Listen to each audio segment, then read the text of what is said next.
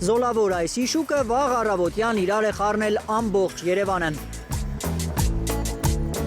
Բանուկ Միասնիկյան պողոտայում նույնիսկ ավտոբուսներն են չնախատեսված կանգ առանում զեբրանման կենդանուց կադր ունենալու համար։ Քշի, Քենեդի, կլեմներդ ուշացա։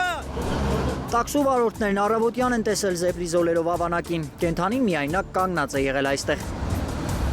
Զեբրան կայնած է, ես էլ ասի զեբրան փախել է, սկզբից մտածեցի արձանա։ Այս բանից բարձրվեց, որ էշ է ներկած։ Փողոցում հայտնված զեբրանման էշը հերվից նման է երեքին էլ։ Ներկած ավանակը միևնույն է, ներկած ժամանակ էլ է մնում ավանակ։ Զեբրերն ու էշերը հեռավոր բարեկամներ են, ասում է կենդանաբանը, բայց մարմնի չափերով, ոտքերի երկարությամբ ու գլխի ձևով տարբերվում են, անգամ երեխաները գիտեն։